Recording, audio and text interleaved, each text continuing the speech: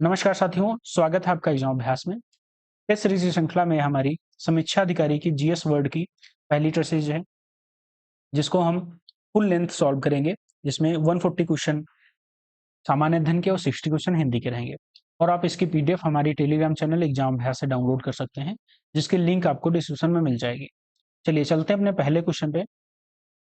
भारत शासन अधिनियम 1858 के संदर्भ में निम्नलिखित कथनों पर विचार करना है। पहला कथन है, इस अधिनियम के द्वारा भारत के राज्य सचिव नामक नए पद का सृजन किया गया। बिल्कुल करेक्ट है। कंपनी में कोर्ट ऑफ डायरेक्टर्स एवं बोर्ड ऑफ कंट्रोल्स की व्यवस्था बनी, ये गलत है आपका। व्यवस्था इसकी समाप्त करी गई थी, बनी नहीं थी। इसकी व्यवस्था समाप्त की गई थी, तो इसका कथन जो है आपका पहला सही हो जाएगा। ऑप्शन ए इसका करेक्ट हो जाएगा। चलिए अगला क्वेश्चन।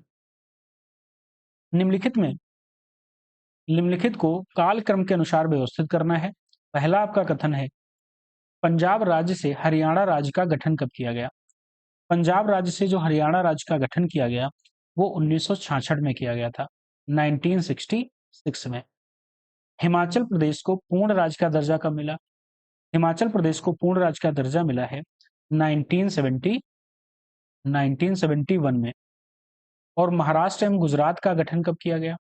महाराष्ट्र और गुजरात का जो गठन किया गया वो 1960 में किया गया था। मुंबई पुनर्गठन अधिनियम आया 1960 को, उसमें महाराष्ट्र और गुजरात का गठन किया गया था। तो इसका जो करेक्ट आंसर है क्रम के अनुसार, पहले जो हो जाएगा आपका तीसरा हो जाएगा, फिर आपका पहला हो जाएगा, फिर आपका दूसरा हो जाएगा। तो तीसरा, पहला और दूसरा ऑप्शन इसका सी करेक्ट हो जाएगा। ये इंपॉर्टेंट है, इसकी क्रोनोलॉजी आती एग्जाम में जरूर है। चलिए और इसमें एक और फैक्ट जान लेते हैं कि मणिपुर और त्रिपुरा मेघालय, इनको पूर्ण वर्ष का दर्जा तब दिया गया 1972 में, और नागालैंड को 1963 में किया गया। ये भी पूछा जाता है नागालैंड का, नागालैंड को 1963 में दिया गया। अगला क्वेश्चन है थर्ड नंबर। निम्नलिखित कथनों पर विचार करना है। पहला कथन है, भारत की शासन प्रणाली संसदीय एवं अध्यक्षीय शासन प्रणाली का समन्वय। ठीक है, समन्वय। दूसरे कथन में क्या है, अध्यक्षीय शासन प्रणाली का आधारभूत तत्व संविधान की कठोरता है। तो इसमें बताना है कौन सा आपका कथन करेक्ट है।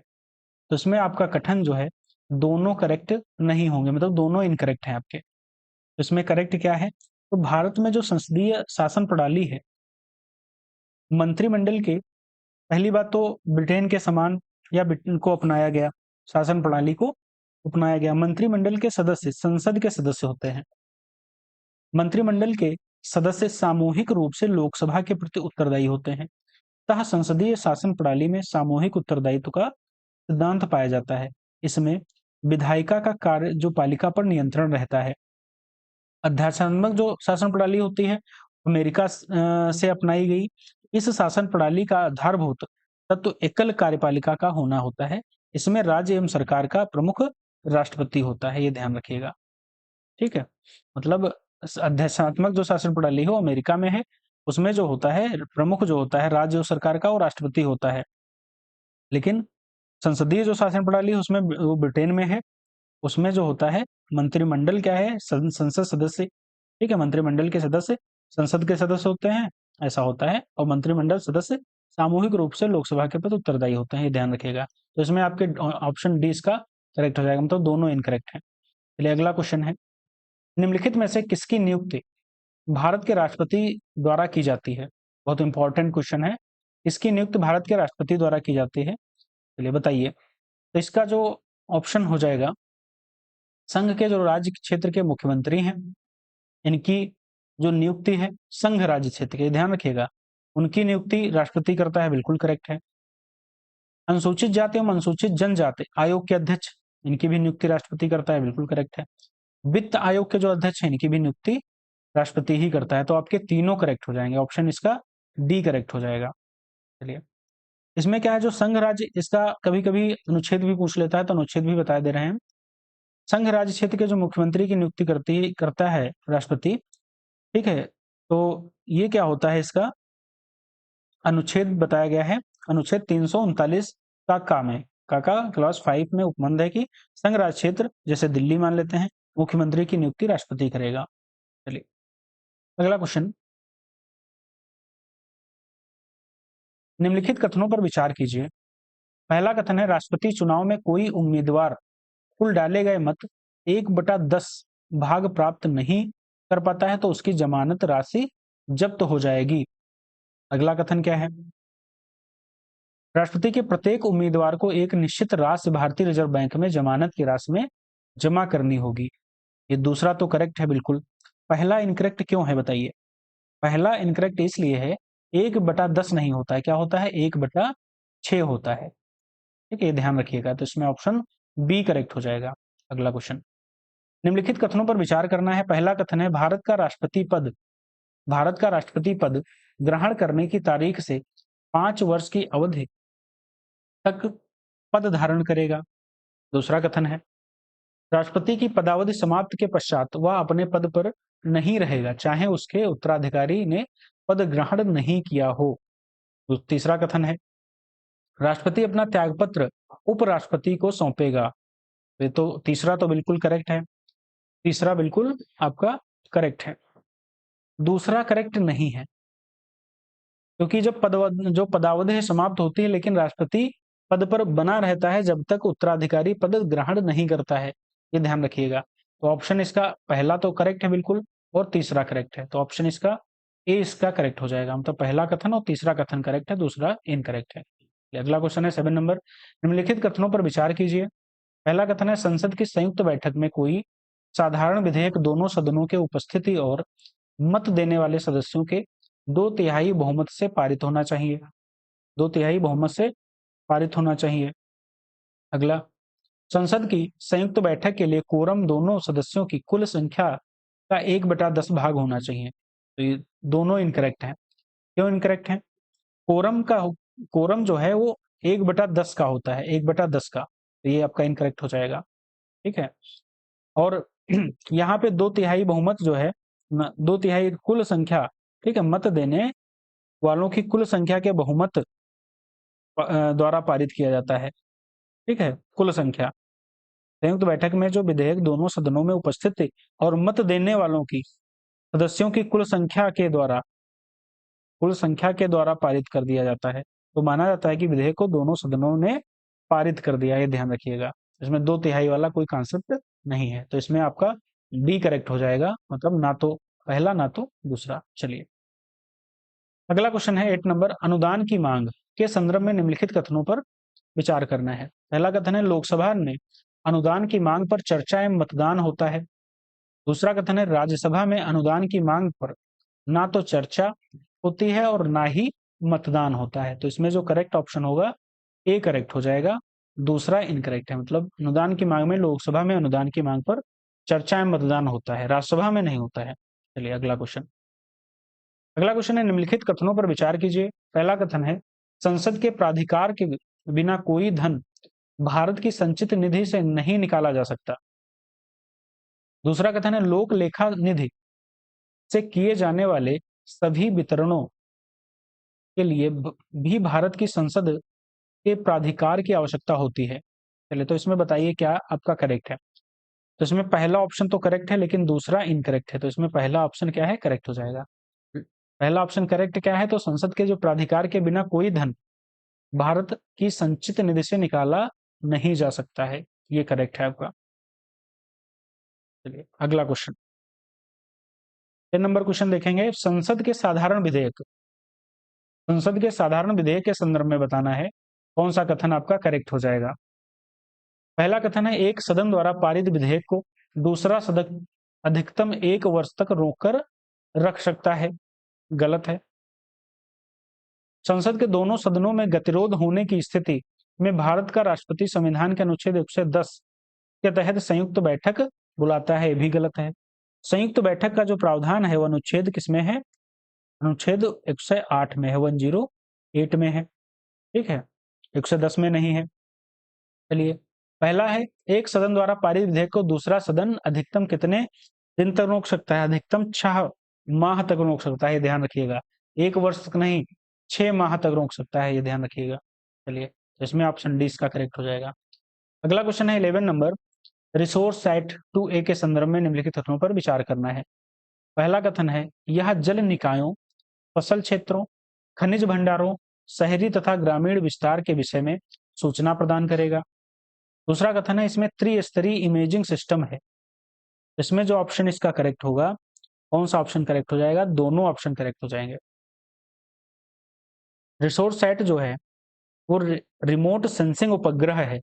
इसमें इसरो के ध्रुवीय उपग्रह प्रक्षेपण यान जो PSLV है के द्वारा आंध्र प्रदेश के श्रीहरिकोटा से सफलतापूर्वक प्रक्षेपित किया गया है। ये भी थोड़ा फैक्ट ध्यान रखिएगा।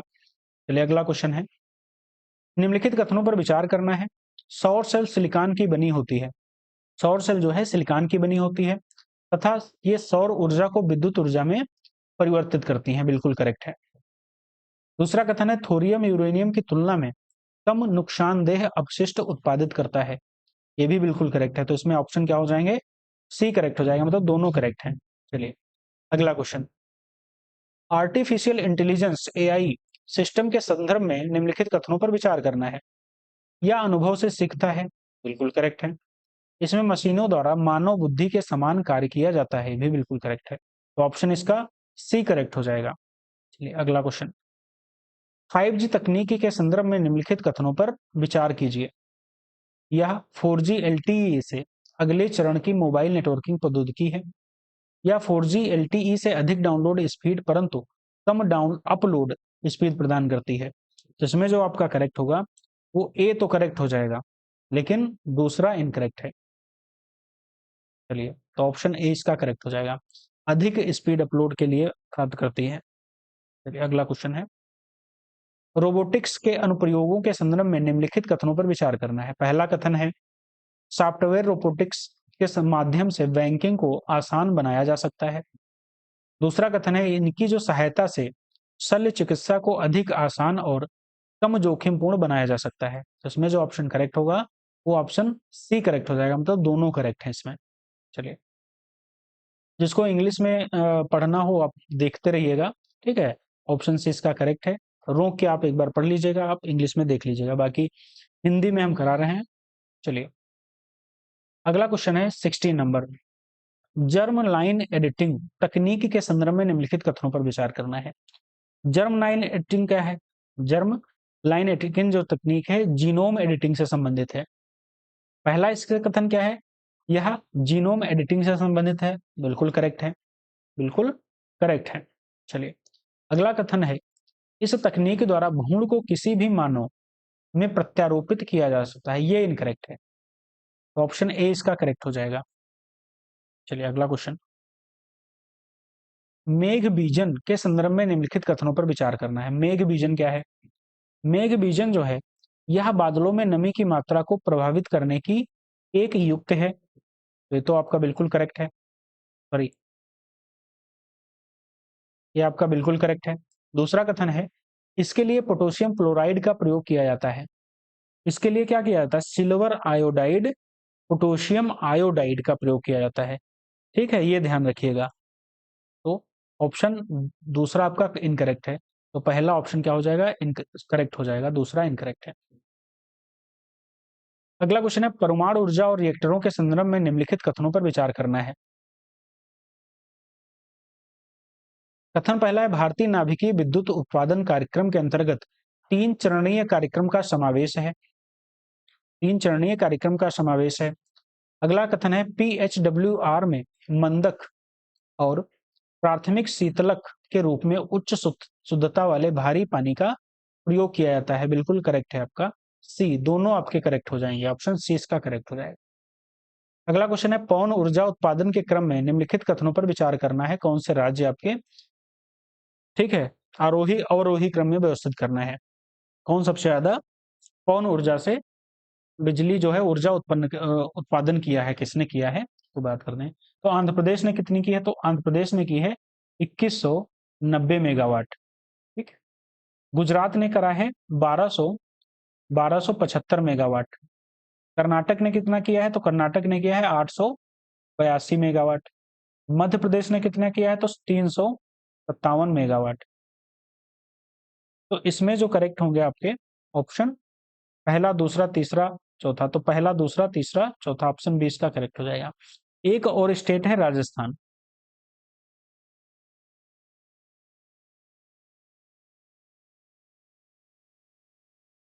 राजस्थान ने करा है 288 मेगावाट, जो कि 5वें नंबर पे है। ठीक है, 5वां देश है, सॉरी 5वां राज्य है।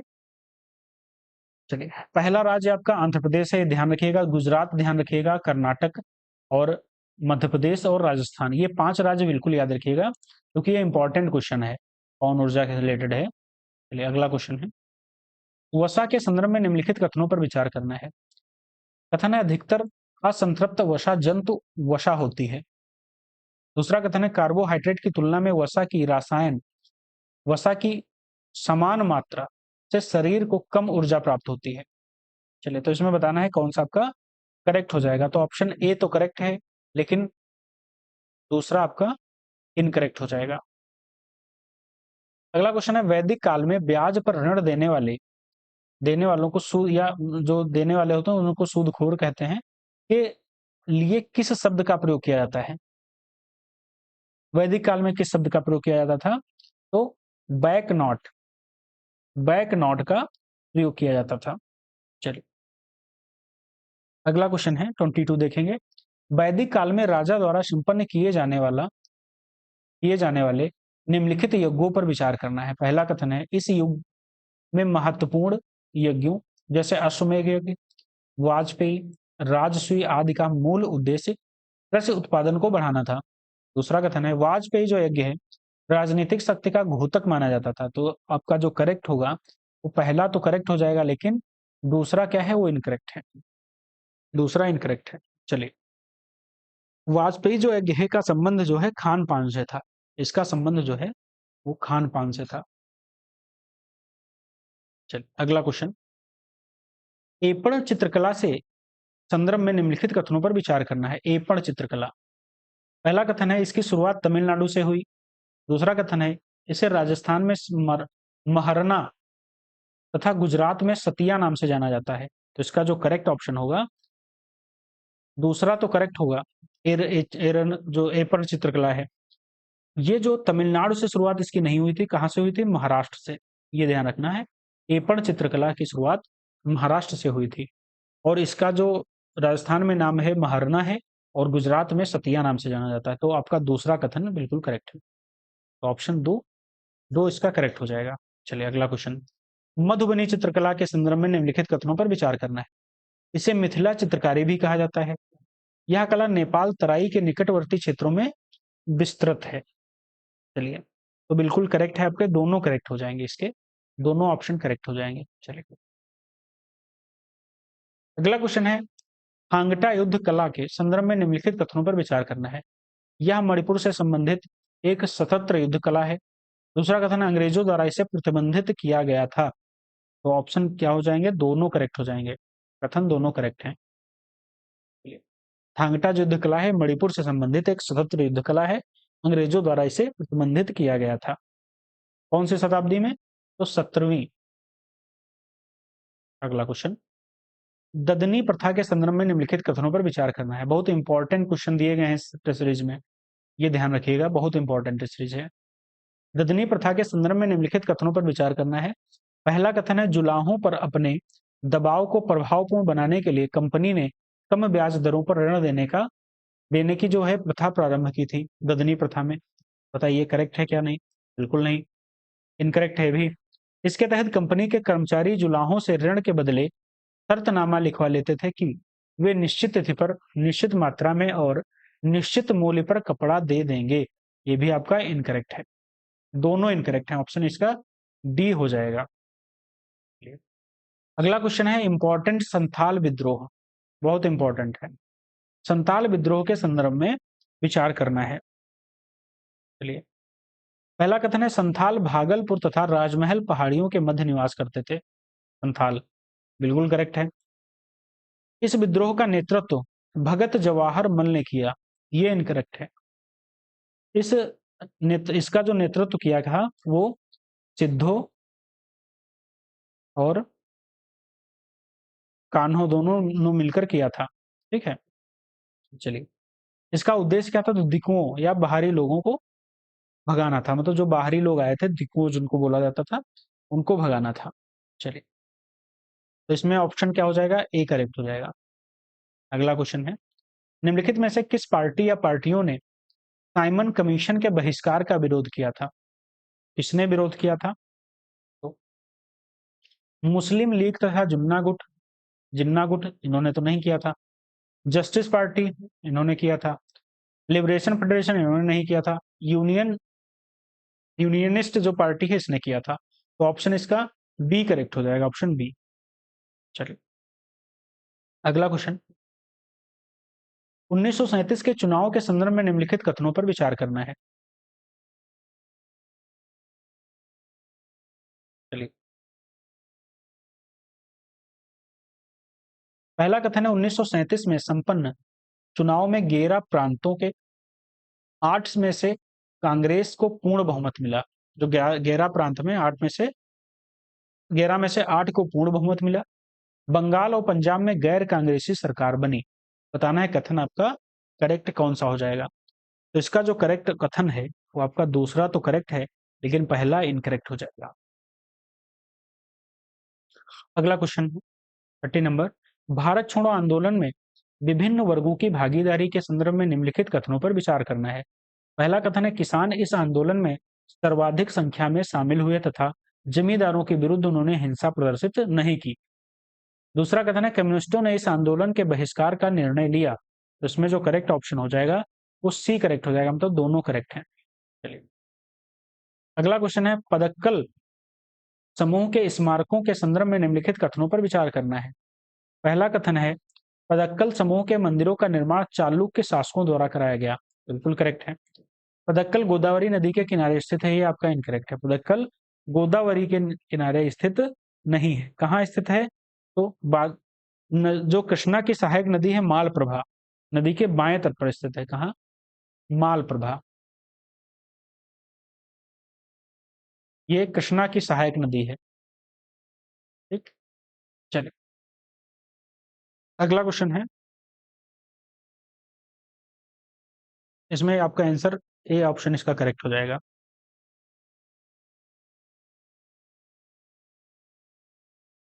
32 नंबर क्वेश्चन है, सारनाथ के संदर्भ में निम्नलिखित कथनों पर विचार करना है। पहला कथन, अधिकतर प्रतिमाएं खड़ी या बैठी दर्शाई गई हैं। दूसरा कथन है, बुद्ध की मूर्ति में भिक्षुओं को न्याय चक्र की पूजा करते हुए दिखाया गया है। तो इसमें जो ऑप्शन करेक्ट होगा, बताइए क्या करेक्ट होगा। इसमें आपके आंसर दोनों ऑप्शन करेक्ट हो जाएंगे। आंसर आपका सी ऑप्शन है।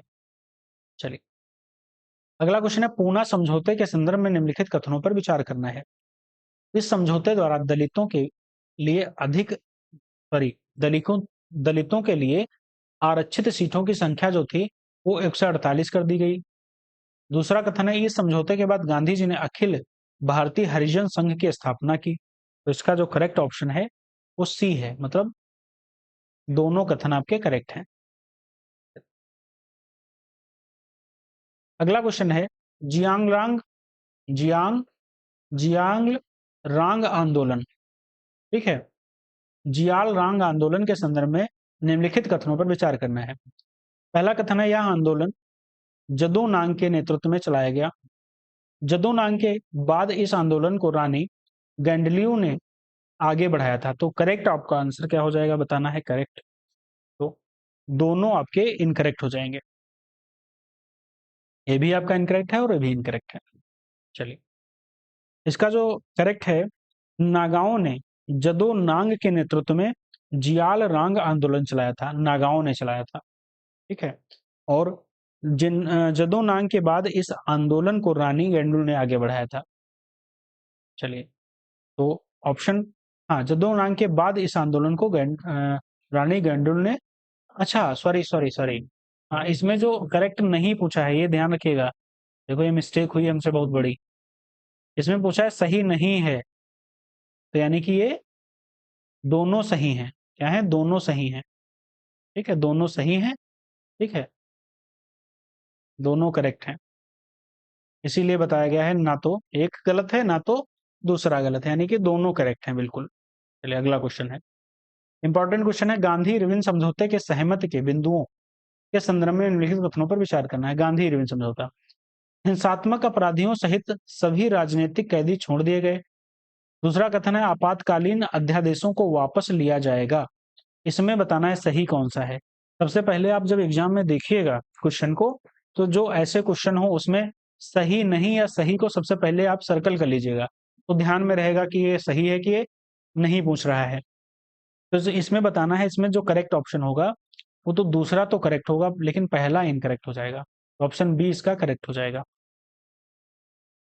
अगला क्वेश्चन है 36 नंबर क्वेश्चन है, द्वितीय गोलमेज में सम्मेलन जो हुआ उसमें गए जो निर्णय थे संदर्भ में कथनों पर विचार करना है। तब जो गोलमेज सम्मेलन हुआ द्वितीय, उसमें जो निर्णय लिए गए उसके संदर्भ में विचार करना है। सम्मेलन में मुसलमानों, ईसाइयों, आंग्ल भारतीयों, सिखों और दलितों के पृथक प्रतिनिधित्व की मांग करी गई। दूसरा कथन है, यह सम्मेलन रैमजे मैकडोनाल्ड की घोषणा के साथ समाप्त हो गया था। तो इसका जो ऑप्शन करेक्ट होगा वो आपका करेक्ट होगा बी, मतलब दूसरा तो करेक्ट है लेकिन पहला इनकरेक्ट है, पहला इनकरेक्ट है। चलिए अगला क्वेश्चन देखेंगे, इसमें कौन सा है, इटली के संदर्भ में निम्नलिखित कथनों पर विचार करना है। बताना है कौन सा कथन आपका करेक्ट है। मिलान को इटली का मैनचेस्टर कहा जाता है। दूसरा है, वेनिस को एड्रियाटिक की रानी कहा जाता है। वेनिस को एड्रियाटिक की राजधानी का रानी कहा जाता है, तो ये तो आपका करेक्ट है। तो दूसरा भी आपका, पहला भी करेक्ट है, दूसरा यानी कि ऑप्शन सी इसका करेक्ट हो जाएगा, ऑप्शन सी।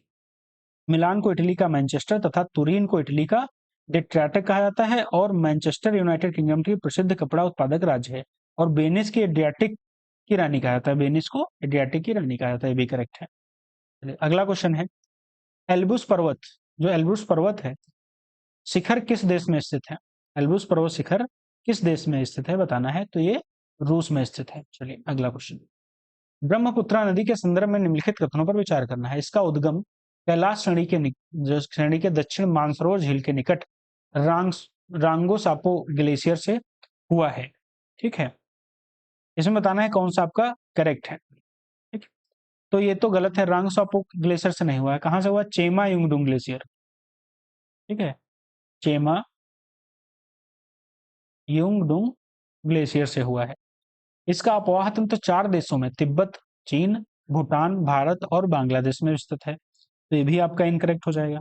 इसका जो विस्तार है 3 देशों में है, कहाँ है, 3 देशों में। तिब्बत में तो है, ठीक है, तिब्बत में है आपका, भारत में है और बांग्लादेश में है, भूटान में नहीं है, भूटान में। तो इसका ऑप्शन क्या हो जाएगा, ना तो पहला ना तो दूसरा, बी इसका करेक्ट हो जाएगा। चलिए अगला क्वेश्चन है, माही नदी,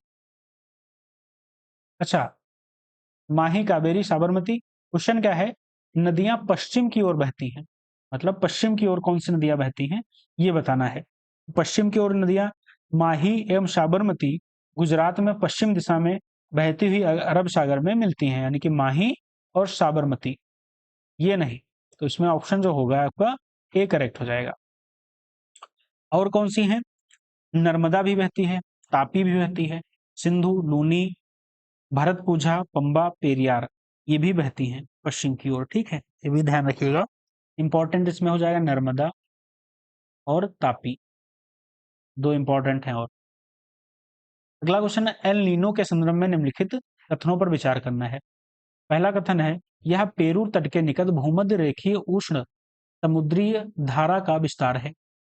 दूसरा है, इसके परिणाम स्वरूप प्लवक की मात्रा में वृद्धि होती है, जिससे समुद्र में मछलियों की संख्या बढ़ जाती है। तो इसका जो ऑप्शन करेक्ट होगा वो ए तो पहला ऑप्शन करेक्ट है लेकिन दूसरा इनकरेक्ट है, तो ऑप्शन ए इसका करेक्ट हो जाएगा। अगला क्वेश्चन है, निम्नलिखित इगुणों में से कौन सा या कौन से आपके सही सुमेलित हैं। एक तरफ आर्द्रभूमि दी गई है, एक तरफ आपके राज्य दिए गए हैं। कंजली आर्द्रभूमि, कंजली आर्द्रभूमि आपकी कहाँ पड़ती है, तो ये पंजाब में है। और समृद्ध कोटा झील कहाँ है, तो ये केरल में है। भीतरकणिका कहाँ है, तो भीतरकणिका आपकी उड़ीसा में है। तीसरा आपका कथन क्या है, करेक्ट है, तो बी आपका आंसर करेक्ट हो जाएगा। चलिए अगला क्वेश्चन है, सोयाबीन उत्पाद के लिए प्रसिद्ध वेन्यू घाटी कहाँ स्थित है? वेन्यू घाटी कहाँ स्थित है? तो नाइजीरिया में स्थित है। ऑप्शन ए इसका करेक्ट हो जाएगा, नाइजीरिया। अगला क्वेश्चन है, पेट्रोलियम क्षेत्रों में से निम्नलिखित इग्मों में कौन सा आपका करेक्ट है, विचार करना है। एक तरफ पेट्रोलियम क्षेत्र दिए गए हैं, एक तरफ राज्य दिए गए हैं। अलंकेश्वर, पहली बात तो एक ध्यान दीजिए, भारत में तेल क्षेत्रों के वितरण को 4 व्यापारिक प्रदेशों में वर्गीकृत किया गया है। एक हो गया आपका उत्तर पूर्वी प्रदेश, गुजरात प्रदेश, मुंबई हाई और पूर्वी तट। ये ध्यान दीजिए, ठीक है। फिर कौन सा हो गया? उत्तर पूर्वी प्रदेश में अंतर्गत प्रमुख तेल जो क्षेत्र है डिगबोई है, सबसे पुराना पुराना जो है डिगबोई है। फिर आपका नहर कटिका, मोरान है, रुद्र सागर है, गालेकी और हरि जो हग रीजन असम में पड़ता है, निगुरु तिरप, ये सभी आपके पड़ते हैं। तो इसमें जो ऑप्शन में करेक्ट ऑप्शन होगा वो आपका बेलहोल्ला, ठीक है, नागालैंड में पड़ता है बेलहोल्ला आपका, और ल्यूनेज आपका गुजरात में पड़ता है। ये आपके ऑप्शन करेक्ट हो जाएंगे। अलंकेश्वर आपका कहाँ पड़ता है? गुजरात में पड़ता है, गुजरात में। चलिए अगला क्वेश्चन है, लौह अयस्क के भंडारण के लिए सर्वश्रेष्ठ जो क्षेत्र हैं निम्नलिखित कथनों पर विचार करना है। पहला कथन है, उच्च कोटि के लौह अयस्क गोंडवाना सेल समूह में पाए जाते हैं। दूसरा कथन है, भारत में उच्च कोटि के लौह अयस्क के भंडार प्रायद्वीपीय भारत तक सीमित हैं। इसमें जो आपका करेक्ट होगा क्या होगा? तो करेक्ट आपका दूसरा करेक्ट है, लेकिन पहला क्या है आपका इनकरेक्ट है। तो ऑप्शन बी इसका करेक्ट ऑप्शन हो जाएगा। अगला क्वेश्चन है, किशन गंगा परियोजना के संबंध में निम्नलिखित कथनों पर विचार करना है। यह चिनाब नदी पर अवस्थित है। दूसरा कथन है, यह भारत तथा पाकिस्तान के मध्य विवादित परियोजना है। इसमें बताना है कौन सा आपका करेक्ट है, ठीक है। तो पहला तो आपका इनकरेक्ट हो जाएगा, दूसरा आपका करेक्ट है। किशन गंगा जो परियोजना है वो जम्मू कश्मीर की झेलम नदी पे है। कहाँ है? झेलम नदी पर है किशन गंगा परियोजना। इंपॉर्टेंट है क्योंकि पाकिस्तान भारत के विवाद जो जल विवाद है उससे भी रिलेट करती है। पाकिस्तान इस परियोजना को सिंधु जल समझौते का उल्लंघन मानता है। अंतर्राष्ट्रीय न्यायालय द्वारा भारत को बांध निर्माण की अनुमति दे दी गई है। तो किशन गंगा जल विद्युत परियोजना जम्मू कश्मीर में झेलम नदी पर स्थित है। यह भारत और पाकिस्तान के जो मध्य विवाद परियोजना है, विवादित है सिंधु जल समझौते से रिलेटेड, वो इस परियोजना है, ठीक है, किशन गंगा परियोजना। सबसे इंपॉर्टेंट क्वेश्चन है, ठीक है, आने के चांसेस 100% हैं। ऑप्शन इसका 2 करेक्ट हो जाएगा। चलिए अगला क्वेश्चन है, त्वरित सिंचाई लाभ कार्यक्रम के संदर्भ में निम्नलिखित कथनों पर विचार कीजिए। पहला कथन क्या है? यह कार्यक्रम वर्तमान में ग्रामीण विकास मंत्रालय द्वारा चलाया जा रहा है। दूसरा कथन है आपका, ये इस कार्यक्रम की शुरुआत 1996 से 97 में किया गया था। तो इस आप जो सही पूछ रहा है, इसमें सही पूछ रहा है तो आपका दूसरा करेक्ट है, लेकिन पहला इनकरेक्ट हो जाएगा, ऑप्शन बी। तो इसकी जो त्वरित सिंचाई कार्यक्रम 1996, ठीक है, 97 में किया गया था, बिल्कुल करेक्ट है। केंद्रीय सहायता कार्यक्रम के तौर पर शुरू किया गया था। वर्तमान में इसे जल संसाधन, नदी विकास और गंगा संरक्षण मंत्रालय द्वारा लागू किया जाता है। ग्रामीण जो विकास है ये इनकरेक्ट हो जाएगा। अगला क्वेश्चन है, निम्नलिखित कथनों पर विचार कीजिए। पहला कथन है, राष्ट्रीय उद्यान घोषित किए गए क्षेत्र में अधिवास और मानवीकरण जो मानवीय जो गतिविधियों की अनुमति होती है, ठीक है, जो राष्ट्रीय उद्यान घोषित किए जाते हैं, बताना है। वन्य जीव अभ्यारण्य विशिष्ट प्रजाति आधारित संरक्षित क्षेत्र होते हैं। चलिए तो इसमें बताना है आपका करेक्ट हो जाएगा कौन सा। तो करेक्ट ऑप्शन होगा बी, पहला आपका आंसर करेक्ट है। चलिए पहला आपका कथन जो है करेक्ट है, गतिविधियों की अनुमति नहीं होती है, ध्यान रखिएगा। अगला क्वेश्चन है, वियना कन्वेंशन से संदर्भ में निम्नलिखित कथनों पर विचार करना है। जो वियना कन्वेंशन को प्रायः फ्रेमवर्क कन्वेंशन के नाम से जाना जाता है। फ्रेमवर्क कन्वेंशन के नाम से जाना जाता है, बिल्कुल करेक्ट है वियना को। और वियना कन्वेंशन 1985 में ओजोन परत की सुरक्षा है तो विश्व स्तर पर अपनाया गया, तो 1988 में यह कार्यविधि में आया था। ये भी आपका बिल्कुल करेक्ट है। तो सी आपका करेक्ट हो जाएगा, एक और दो दोनों करेक्ट हैं। चलिए अगला क्वेश्चन है मॉन्ट्रियल प्रोटोकॉल से, ये भी ओजोन से संबंधित है। मॉन्ट्रियल प्रोटोकॉल जो है, ठीक है, मॉन्ट्रियल प्रोटोकॉल संदर्भ में निम्नलिखित कथनों पर विचार करना है। चलिए बताना है कौन सा आपका सही है। मॉन्ट्रियल प्रोटोकॉल एक अंतरराष्ट्रीय संधि जिसे ओजोन परत क्षरण हेतु जिम्मेदार पदार्थों के उत्पादन एवं उपभोग में कमी लाने हेतु तैयार किया गया था। बिल्कुल करेक्ट है। दूसरा है मॉन्ट्रियल प्रोटोकॉल समझौते में संयुक्त राष्ट्र पर्यावरण कार्यक्रम यूएनईपी, यूनाइटेड नेशन एनर्जी जो एनवायरमेंटल जो प्रोग्राम है की प्रमुख भूमिका रही है। ये भी आपका बिल्कुल करेक्ट है।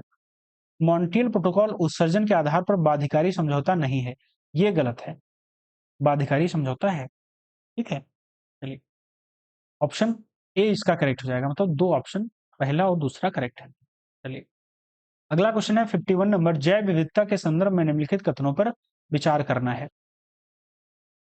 चलिए तो इसमें बताना है जैव विविधता के संदर्भ में। ठीक है, पहला कथन है जैव विविधता के अंतर्गत एक प्रजाति के अंदर अंदर पाई जाने वाली विविधता, विभिन्न जातियों के मध्य विविधता तथा पारिस्थितिकीय विविधता सम्मिलित है। दूसरा कथन है जैव विविधता जीवों की विविधता तक ही सीमित है, इसके अंतर्गत उस पर्यावरण को सम्मिलित नहीं किया जाता जिसमें वे निवास करते हैं।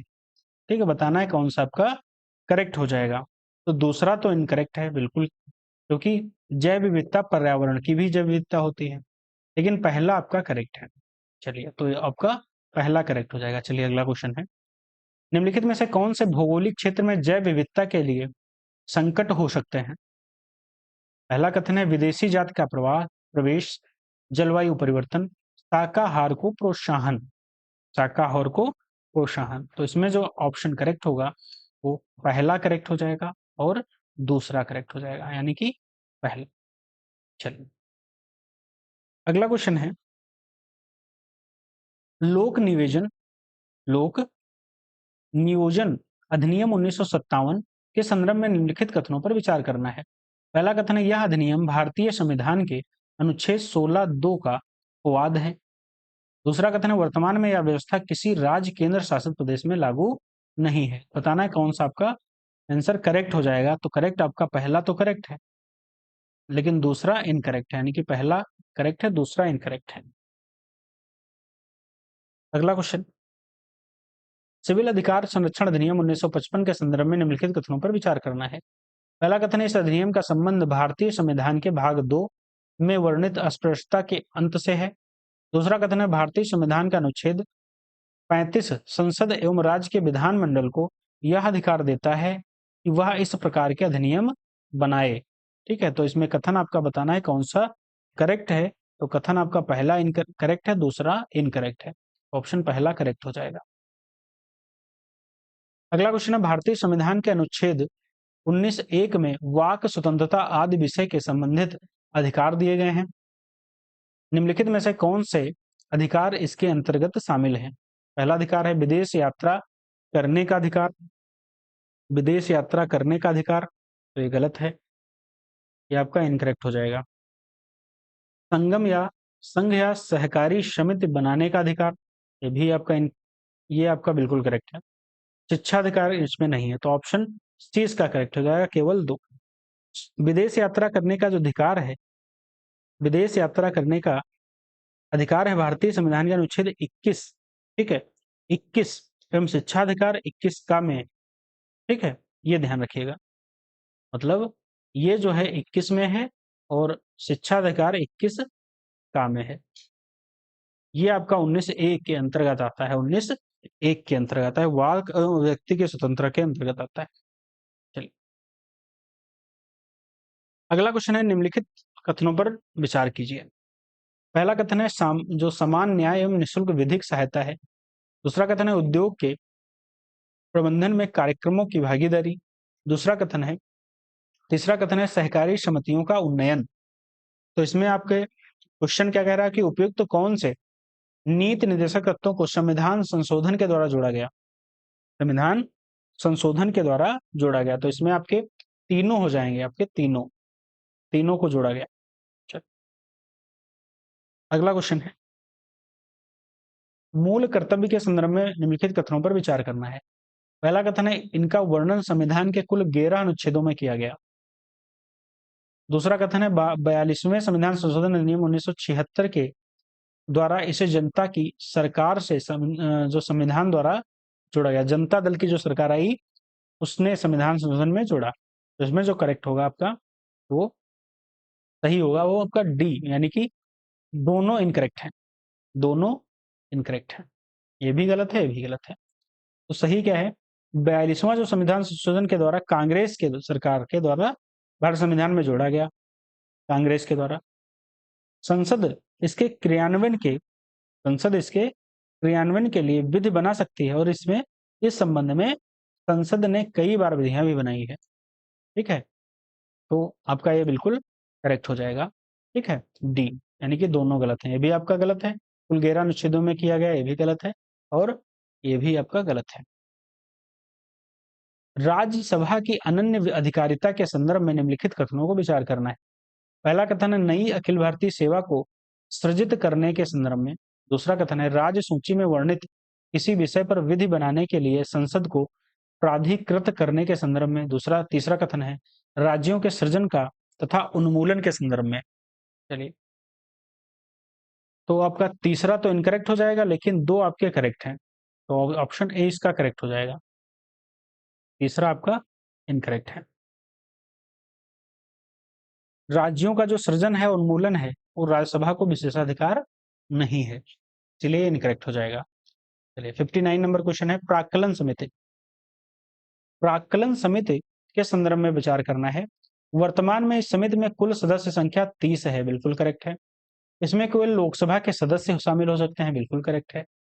इस समिति का अध्यक्ष हमेशा सत्ताधारी दल से होता है, ये भी बिल्कुल करेक्ट है। ऑप्शन सी इसका करेक्ट हो जाएगा। चलिए, मानव विकास सूचकांक एसडीआई के संदर्भ में निम्नलिखित कथनों पर विचार करना है। मानव विकास सूचकांक संयुक्त राष्ट्र विकास कार्यक्रम द्वारा जारी किया जाता है, बिल्कुल करेक्ट है। भारत का मानव विकास सूचकांक मूल एशियाई और विकासशील अर्थव्यवस्थाओं के समूह सबसे अधिक है, ये गलत है, तो आपका आंसर ऑप्शन ए हो जाएगा। चलिए, अगला क्वेश्चन है, सतत विकास लक्ष्य। बहुत इंपॉर्टेंट क्वेश्चन है, एक क्वेश्चन जरूर पूछा जाएगा एसडीजी से। चलिए, सतत विकास लक्ष्य 1, सतत विकास लक्ष्य 5, सतत विकास लक्ष्य 4, कौन से सूची आपकी सही सुमेलित है? तो पहला जो एसडीजी है उसमें क्या कहा गया है? तो उसमें कहा गया है, पहले एसडीजी में निर्धनता नहीं, ठीक है, निर्धनता के बारे में कहा गया है। निर्धनता के बारे में पहले उसमें कहा गया है, तो आपका ये तो बिल्कुल करेक्ट है। एक मिनट, चलिए, तो निर्धनता जो है पहले में कहा गया है। दूसरे में शून्य भुखमरी जो है दूसरे लक्ष्य में कहा गया है। और गुणवत्ता जो शिक्षा की है वो 4 में नहीं है, किसमें है? गुणवत्ता जो शिक्षा है, सतत विकास 4 में है। हाँ, गुणवत्ता की जो शिक्षा है बिल्कुल 4 में है। ये भी आपका बिल्कुल करेक्ट है, ये भी आपका बिल्कुल करेक्ट। तो उपयुक्त में से बताना है कौन सा आपका सही सुमेलित है। तो इसमें 1 और 3 ऑप्शन डी इसका सही सुमेलित हो जाएगा, डी।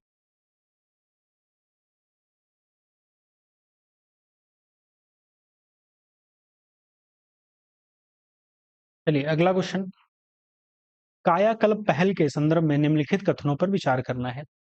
कायाकल्प पहल क्या है? यह सार्वजनिक स्वास्थ्य संस्थाओं में साफ सफाई और स्वच्छता को बढ़ावा देने के लिए एक पहल है, बिल्कुल करेक्ट है।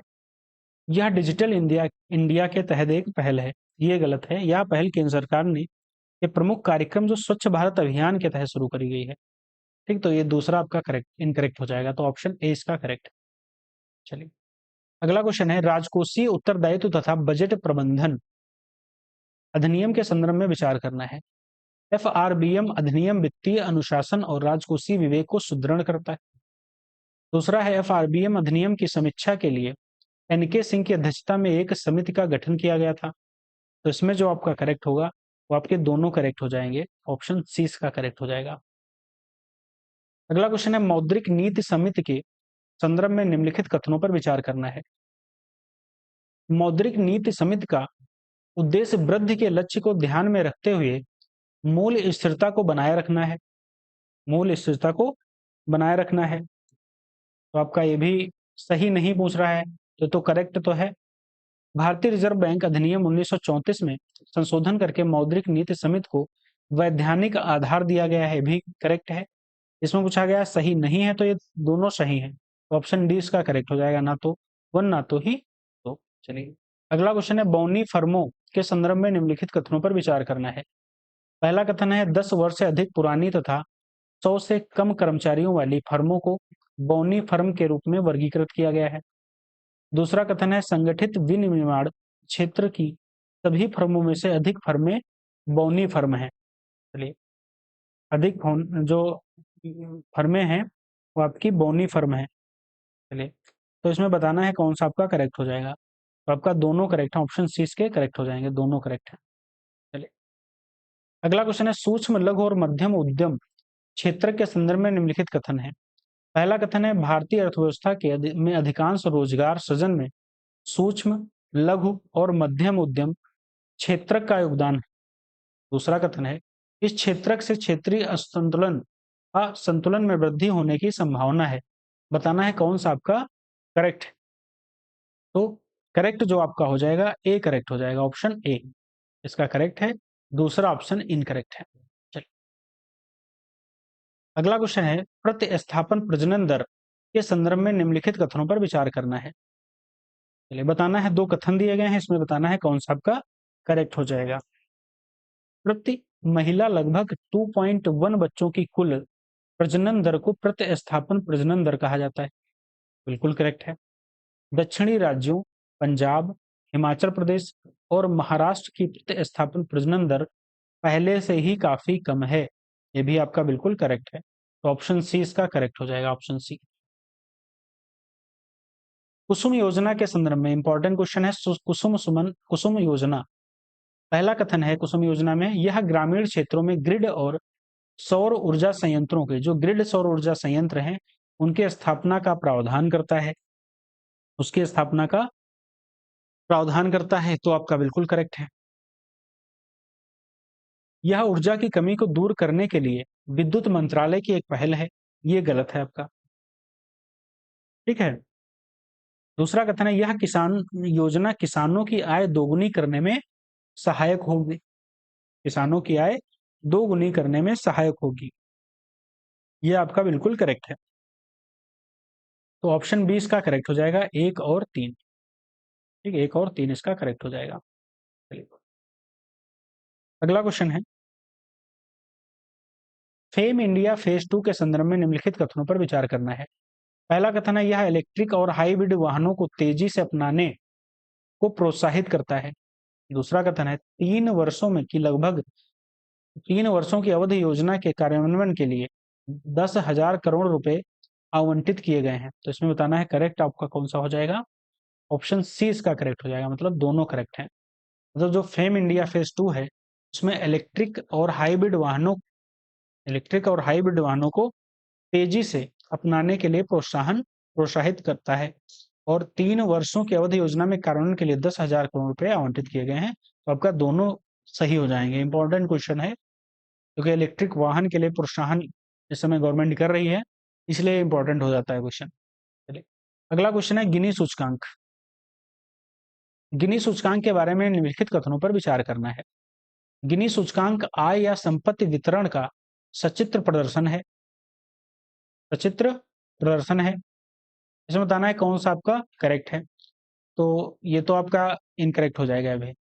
गिनी सूचकांक में उच्च मान का अर्थ अधिक समान आय की अवस्था से है। ये भी आपका इनकरेक्ट है। ऑप्शन डी इसका हो जाएगा, दोनों इनकरेक्ट हैं। चलिए अगला क्वेश्चन है 71 नंबर, भारतीय कृषि और कृषि प्रसंस्करण क्षेत्र के संदर्भ में।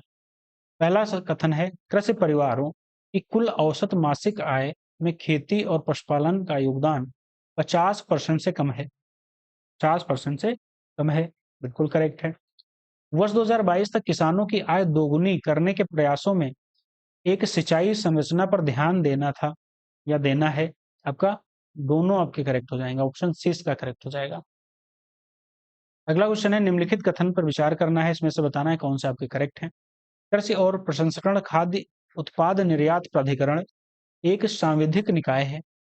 दूसरा कथन है यह कृषि और किसान कल्याण मंत्रालय के अधीन कार्य करता है। चलिए, तो इसका जो ऑप्शन करेक्ट होगा वो ऑप्शन पहला तो करेक्ट हो जाएगा, लेकिन दूसरा क्या है, इनकरेक्ट है, तो ऑप्शन ए इसका करेक्ट आंसर हो जाएगा। चलिए, अगला क्वेश्चन है स्फूर्ति मिशन के संदर्भ में निम्नलिखित कथन बताने हैं। इसका उद्देश्य ग्रामीण क्षेत्रों में पारंपरिक उद्योगों की वित्तीय क्षमता को बढ़ाना। दूसरा है इसे वित्त मंत्रालय द्वारा लागू किया जाता है। चलिए, तो इसका जो ऑप्शन करेक्ट होगा, पहला तो करेक्ट हो जाएगा, लेकिन दूसरा क्या है, इनकरेक्ट है। ठीक है, पहला तो करेक्ट है, लेकिन दूसरा इनकरेक्ट है।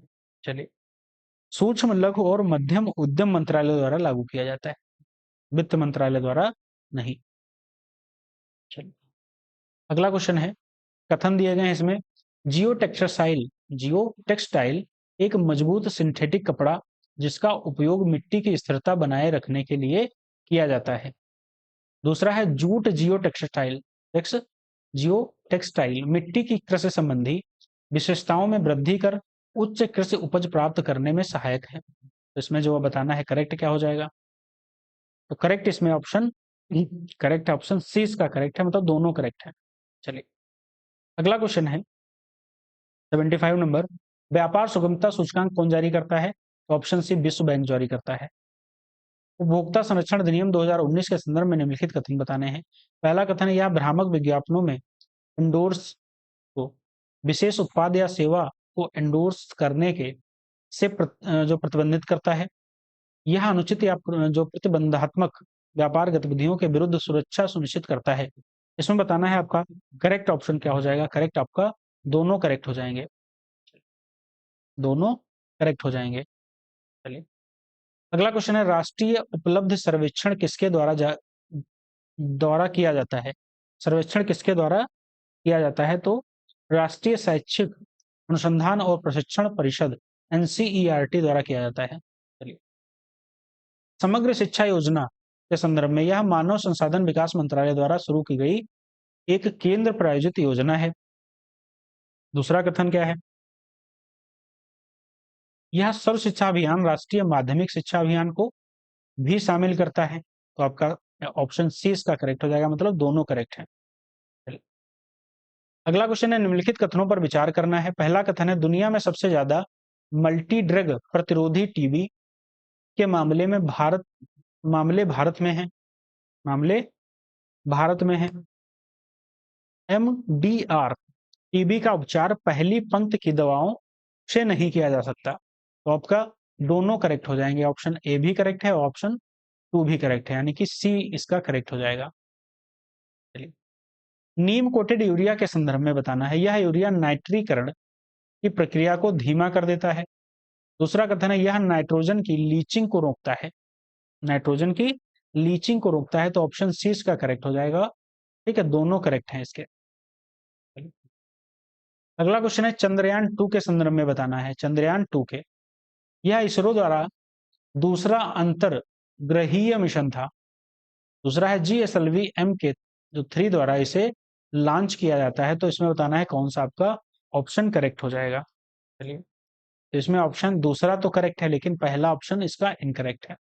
चलिए, चंद्रयान 2 इसरो का पहला अंतर्ग्रहीय मिशन है, इसरो का पहला, ठीक है, दूसरा लिखा हुआ है यहाँ पे, पहला अंतर्ग्रहीय मिशन।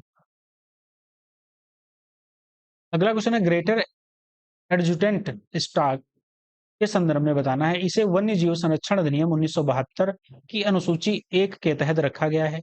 दूसरा, यह केवल असम में पाया जाता है। तो करेक्ट ऑप्शन हो जाएगा, बताना है सही कौन सा है, तो दोनों सही नहीं है, यानी कि दोनों गलत हैं। ठीक है, दोनों गलत हैं। चलिए, दोनों गलत हैं। ये क्या है, तो असम, भारत के असम और बिहार में तथा कंबोडिया में पाया जाता है, ये ध्यान रखिएगा। चलिए, अगला क्वेश्चन है 83 नंबर, निम्नलिखित कथनों पर विचार करना है। पर्यावरण एवं विकास संयुक्त राष्ट्र सम्मेलन यूएनसीईडी रियो डी जेनेरियो में आयोजित एक प्रमुख संयुक्त राष्ट्र सम्मेलन है। दूसरा है रियो प्लस 10 के नाम से भी जाना जाता है। तो इसमें बताना है करेक्ट ऑप्शन क्या हो जाएगा। पहला तो करेक्ट है, लेकिन दूसरा इनकरेक्ट है। पहला तो करेक्ट है लेकिन दूसरा इनकरेक्ट है।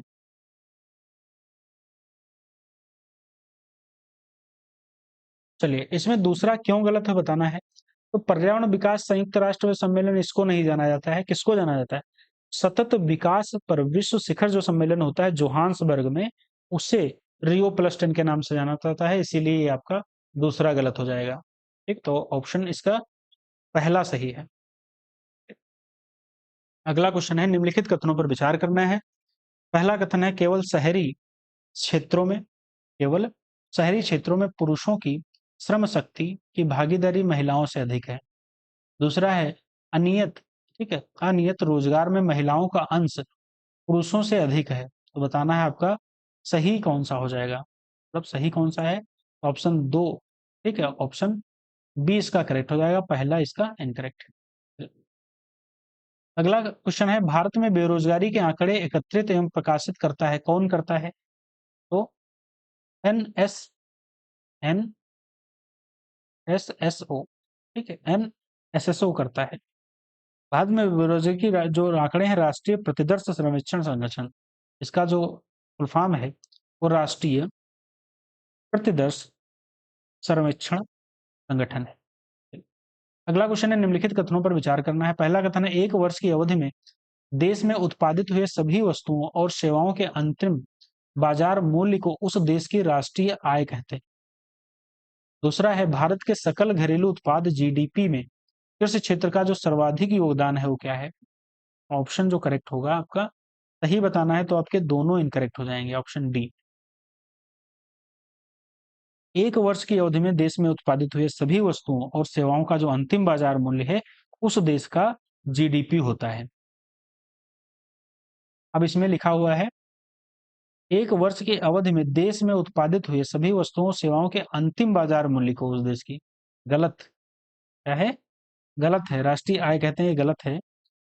एक वर्ष की अवधि में देश में उत्पादित सभी वस्तुओं और सेवाओं के अंतिम बाजार मूल्य को देश की सकल घरेलू उत्पाद जीडीपी कहते हैं, राष्ट्रीय आय नहीं कहते हैं, जीडीपी कहते हैं, सकल घरेलू उत्पाद कहते हैं।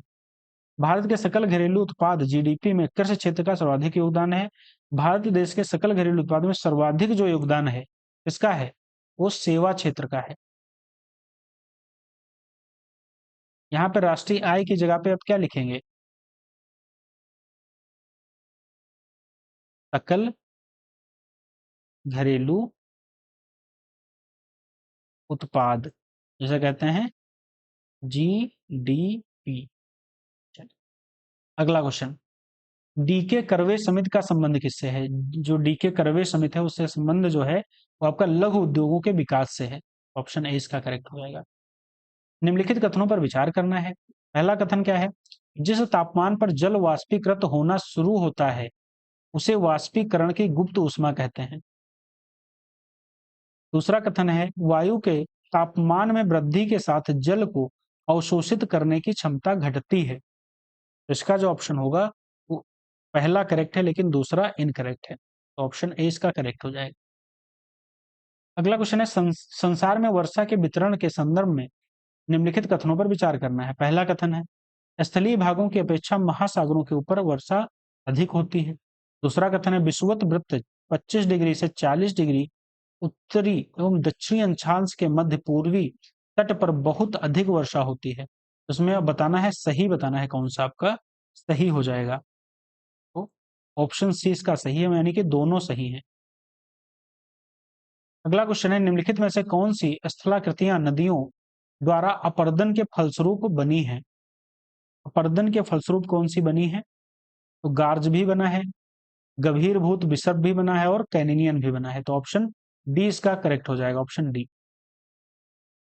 रूबेला के संदर्भ में निम्नलिखित कथनों पर विचार करना है। रूबेला, रूबेला क्या है? इसे जर्मन मीजल्स भी कहा जाता है, बिल्कुल करेक्ट है। यह एक संक्रामक रोग है जो वृद्धों को सबसे अधिक प्रभावित करता है, ये गलत है, ऑप्शन ए इसका करेक्ट हो जाएगा। नलबाना पक्षी अभयारण्य के संदर्भ में बताना। नलबाना पक्षी अभयारण्य केरल में स्थित है, गलत है। नलबाना जो पक्षी है अभयारण्य है वो उड़ीसा में स्थित है, चिल्का लेक। मानसून ऋतु में झील में जल की अधिकता के कारण यह द्वीप डूब जाता है। यह द्वीप डूब जाता है। ठीक है, चिल्का लेक के जो बीच में नलबाना द्वीप स्थित है, तो ऑप्शन 2 तो करेक्ट है, लेकिन पहला इनकरेक्ट हो जाएगा। ओल्मेनली, उल्लेमनी, ठीक है, उल्लेमी, उल्लेमी जो पाइन ग्रो है, उल्लेमी पाइन ग्रो के संदर्भ में निम्नलिखित कथनों पर विचार करना है। इसे आईयूसीएन की लाल सूची में संकटग्रस्त श्रेणी में रखा गया है। इसका जो प्राकृतिक वास स्थल है उल्लेमी नेशनल पार्क सिडनी है, तो इसका जो ऑप्शन करेक्ट हो जाएगा, ऑप्शन बी करेक्ट है। ऑप्शन बी करेक्ट है, यानी कि दूसरा करेक्ट है, पहला इनकरेक्ट कथन हो जाएगा। अगला क्वेश्चन 94 नंबर है, निम्नलिखित कथनों पर विचार करना है। गोंड जनजाति भारत की सबसे बड़ी जनजाति है। दूसरा कथन है बैगा जनजाति विशेष रूप से कमजोर जनजातीय समूहों के रूप में, मतलब विशेष रूप से कमजोर जनजातीय समूहों में से एक है, तो इसका जो करेक्ट होगा ऑप्शन, वो दोनों करेक्ट हो जाएंगे। गोंड विश्व के सबसे बड़ी आदिवासी समूहों में से एक है। यह भारत की सबसे बड़ी जनजाति है। इसका संबंध जो है प्राक द्रविड़ प्रजाति से है, ये भी ध्यान रखिएगा। बैगा जनजाति मुख्य रूप से मध्य प्रदेश में पाई जाती है। यदि बैगा जनजाति आती है तो ये मध्य प्रदेश में पाई जाती है, एमपी में मुख्यतः। सर्वोच्च न्यायालय की आरंभिक अधिकारिता की शक्ति के संदर्भ में निम्नलिखित कथनों पर विचार करना है, बताना है। कथन है केंद्र व एक अधिक राज्यों के बीच उत्पन्न विवाद, दो या अधिक राज्यों के बीच उत्पन्न विवाद, इसमें जो ऑप्शन करेक्ट होगा आपका सी करेक्ट हो जाएगा, ऑप्शन सी। संयुक्त राष्ट्र बाल कोष के संदर्भ में निम्नलिखित कथनों पर विचार करना है। पहला कथन क्या है, इसकी स्थापना 1960 में हुई थी, तो इसकी स्थापना 1960 में नहीं हुई थी, 1946 में हुई थी। इसका पूर्व नाम संयुक्त राष्ट्र अंतर्राष्ट्रीय बाल आपातकालीन कोष था, ये आपका करेक्ट है, तो ऑप्शन बी इसका करेक्ट हो जाएगा। अगला क्वेश्चन है राज्य ऊर्जा दक्षता सूचकांक 2019 के संदर्भ में निम्नलिखित कथनों पर विचार करना है। कौन सा कथन आपका करेक्ट नहीं है, कौन सा सही नहीं है, ठीक है। चलिए,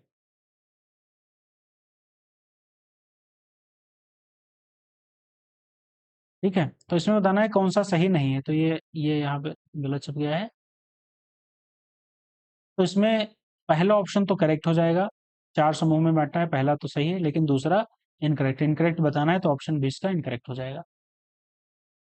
काजीरंगा राष्ट्रीय उद्यान के संदर्भ में निम्नलिखित कथनों पर विचार करना है।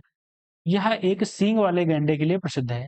दूसरा कथन है इसे वर्ष 1965 में यूनेस्को की विश्व धरोहर स्थल की सूची में शामिल किया गया था। चलिए, तो पहला तो करेक्ट है, लेकिन दूसरा इनकरेक्ट हो जाएगा। कब शामिल किया गया था, तो 1985 में शामिल किया गया था। अगला क्वेश्चन है सासा समिति निम्नलिखित में से किस विषय से संबंधित है। सासा समिति जो है वो आपका जनजातीय समुदाय से संबंधित है। अगला क्वेश्चन है ग्रेट इंडियन बस्टर्ड के संदर्भ में निम्नलिखित कथनों पर विचार कीजिए। पहला कथन है इसे वन्य जीव संरक्षण अधिनियम 1972 की अनुसूची 1 में रखा गया है।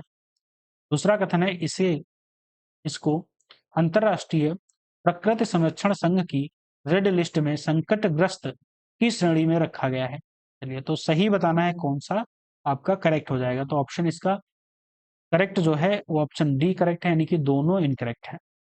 चलिए, 1972 इसे वन्य जीव संरक्षण ग्रेट इंडियन बस्टर्ड वन्य जीव संरक्षण अधिनियम सूची 1 में रखा गया है। ठीक है, एक मिनट यहाँ पे क्वेश्चन डी नहीं है, इसमें ऑप्शन सी इसका करेक्ट होगा। ठीक है, ध्यान रखिएगा, यानी कि यहाँ पे दोनों करेक्ट हैं। ठीक है, ये भी करेक्ट है और दूसरा भी करेक्ट है। ठीक है, दोनों करेक्ट हैं, कंफ्यूज हो गए थे। चलिए, अगला क्वेश्चन है 1857 की क्रांति से केंद्र जो है एक तरफ भारतीय नेतृत्व करता है। बरेली से कौन थे, तो खान बहादुर खान थे बरेली से। कालपी से कौन थे, तो तात्या टोपे थे। और गोरखपुर से कौन थे, तो गजाधर सिंह थे। और फतेहाबाद से थे अजीमुल्ला, फतेहाबाद से अजीमुल्ला। तो ऑप्शन इसका जो करेक्ट होगा आपका सी करेक्ट हो जाएगा, सी। अगला क्वेश्चन है एका आंदोलन के संदर्भ में बताना है। एका आंदोलन पहला कथन है, इस आंदोलन का जो प्रमुख केंद्र सीतापुर, हरदोई और बहराइच था। बिल्कुल करेक्ट है।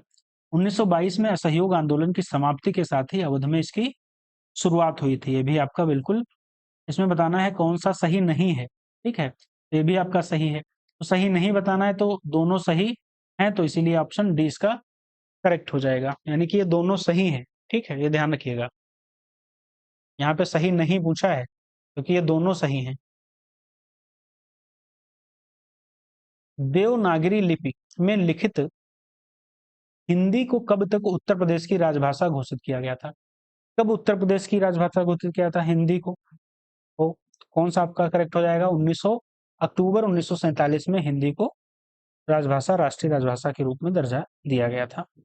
आजादी के बाद राजभाषा हिंदी का प्रयोग प्रदेश के समस्त सरकारी कार्यालयों में 26 नवंबर 1968 के से अनिवार्य कर दिया गया था। ये भी ध्यान रखिएगा।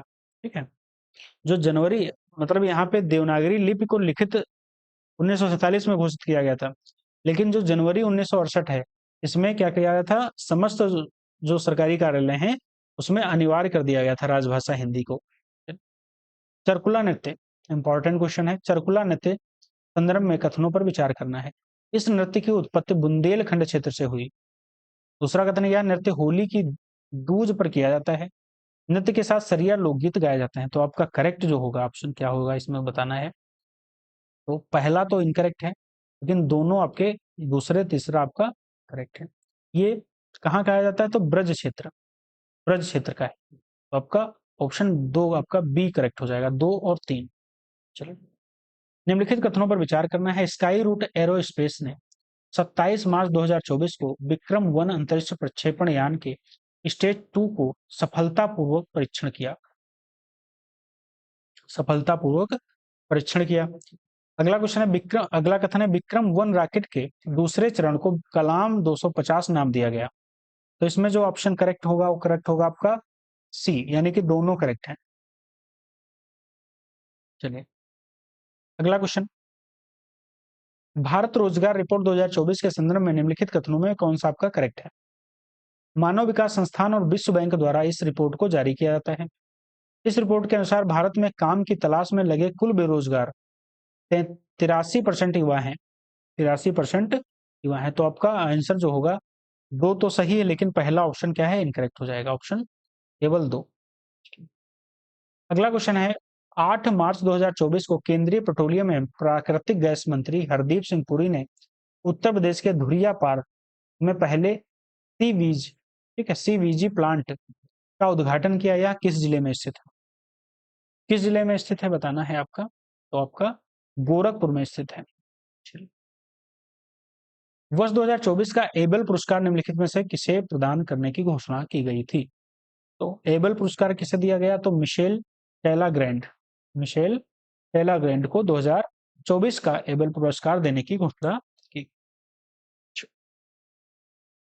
अगला क्वेश्चन है, निम्नलिखित कथनों पर विचार करना है। राष्ट्रीय अनुसूचित जाति आयोग के सदस्यों हेतु सेवा की जो शर्तें और पद का कार्यकाल संसद द्वारा निर्धारित किया जाता है।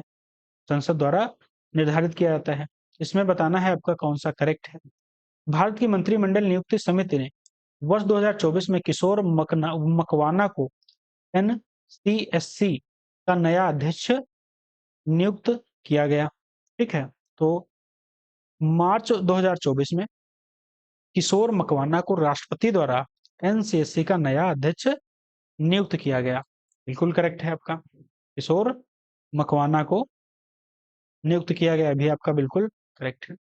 ठीक, तो ऑप्शन इसका जो करेक्ट होगा, और पहला करेक्ट है या गलत है? अनुच्छेद 338 के तहत राष्ट्रीय अनुसूचित जाति आयोग एक संवैधानिक संस्था है, संवैधानिक संस्था है जिसमें एक अध्यक्ष और एक उपाध्यक्ष होता है। मार्च 2000 एनसीसी के सदस्यों की नियुक्ति सेवा शर्तें पद कार्यकाल राष्ट्रपति द्वारा निर्धारित किया जाता है, ना कि संसद द्वारा।